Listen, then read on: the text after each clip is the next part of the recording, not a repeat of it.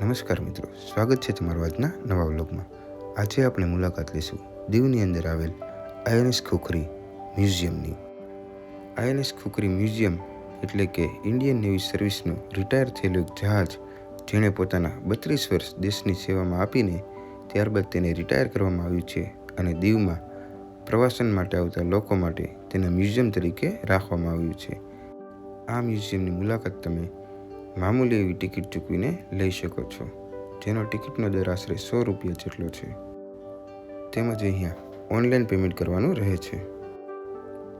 INS ખુખરીને August 23, 1989ની અંદર ભારત દેશની સેવા માટે તૈયાર કરવામાં આવી હતી। આઈએનએસ ખુખરીનું નામ ગોરખા રેજિમેન્ટના એક હથિયાર ખુખરી ઉપરથી રાખવામાં આવ્યું છે। ખુખરીની અંદર જતાં જ 2 ટોર્પિડો લોન્ચર તમને જોવા મળે છે અને P-21 મિસાઇલ પણ તમને જોવા મળે છે। આઈએનએસ ખુખરી એ તે સમયના અતિ આધુનિક ઉપકરણોથી સજ્જ અને દુશ્મનોને હંફાવવા માટે વિવિધ હથિયારથી સજ્જ હતી। દરિયાની અંદર આવતા દુશ્મનોને જાણવા માટે આઈએનએસ ખુખરી ઉપર અતિ આધુનિક રડાર અને સેન્સર પણ લગાડેલા છે। ખુખરી મ્યુઝિયમની અંદર જતાં તમને સૌપ્રથમ જૂની આઈએનએસ ખુખરી અંદર થઈ ગયેલા શહીદની યાદી જોવા મળે છે અને ગોરખા રેજિમેન્ટનું હથિયાર ખુખરી પણ જોવા મળે છે। જૂની આઈએનએસ ખુખરી 1971ના યુદ્ધ દરમિયાન પાકિસ્તાની સબમરીનને ઓળખી ન શકતા પાકિસ્તાની સબમરીને આઈએનએસ ખુખરી ઉપર 3 ગોળાઓ દાગતા આઈએનએસ ખુખરીમાં મસમોટું બાકોરું પડી ગયું હતું અને તેના લીધે દીવના દરિયા કિનારેથી 36 કિલોમીટર દૂર આઈએનએસ ખુખરીએ 18 ઓફિસર તેમજ 176 સૈનિકો સાથે જળ સમાધિ લીધી હતી। આઈએનએસ ખુખરીની અંદર દરેક ઓફિસરો માટે અલગ અલગ રૂમની વ્યવસ્થા કરવામાં આવી છે। આઈએનએસ ખુખરી અંદર દરેક ઓફિસર માટે તેમજ દરેક સૈનિક માટે પૂરેપૂરી વ્યવસ્થા કરવામાં આવી છે, જેમાં તેમના વોશરૂમ, તેમના રેસ્ટરૂમ પણ આપણે જોઈ શકીએ છીએ। આઈએનએસ ખુખરી અંદર આવેલું તેમનું રસોઈઘર પણ આપણે જોઈ શકીએ છીએ। રસોઈ બનાવવા માટે આ જગ્યાનો ઉપયોગ થતો હતો અને જમવા માટે તેની પાછળની બાજુએ વ્યવસ્થા હતી।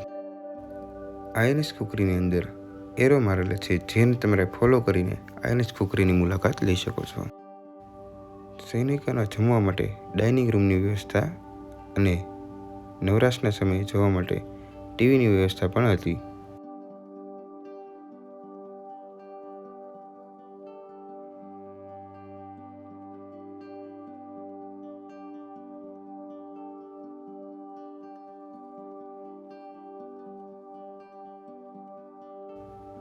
આઈએનએસ ખુખરી અંદર ઓફિસરો તેમજ સૈનિકો માટે મેડિકલ ટ્રીટમેન્ટ રૂમ પણ બનાવવામાં આવ્યો હતો, જેની અંદર સૈનિકો માટે મેડિકલ ટ્રીટમેન્ટની તમામ સુવિધાઓ ઉપલબ્ધ હતી।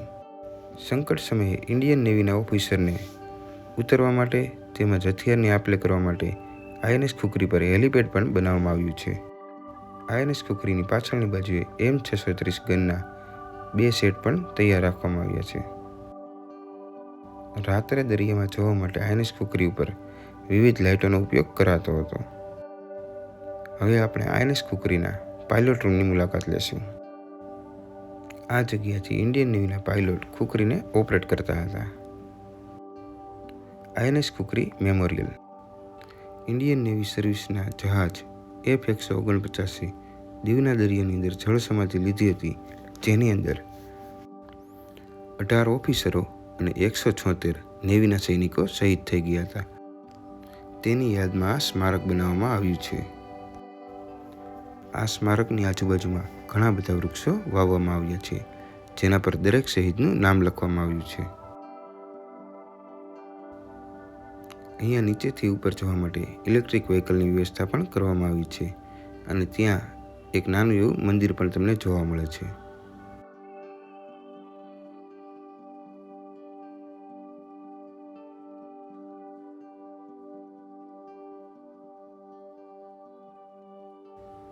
આઈએનએસ ખુખરી મેમોરિયલની નીચે ખોડિયારમાંનું એક મંદિર પણ તમને જોવા મળે છે।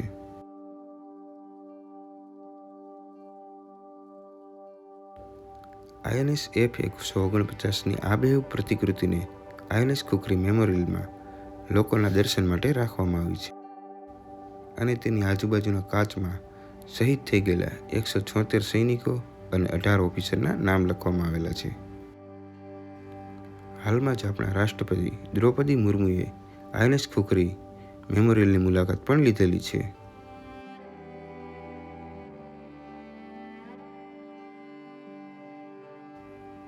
આઈએનએસ ખુખરી મેમોરિયલનો રાત્રિનો નજારો પણ તમને આવો જોવા મળે છે.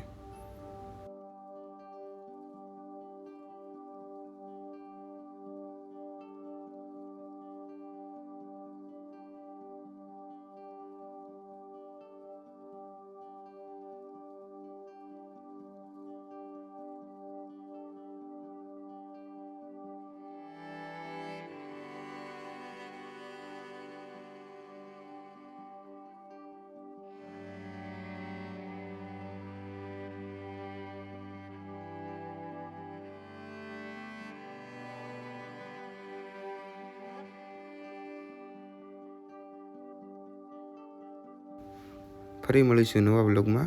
આવા જ અવનવા વિડીયો જોવા માટે અમારી ચેનલને સબસ્ક્રાઈબ કરો.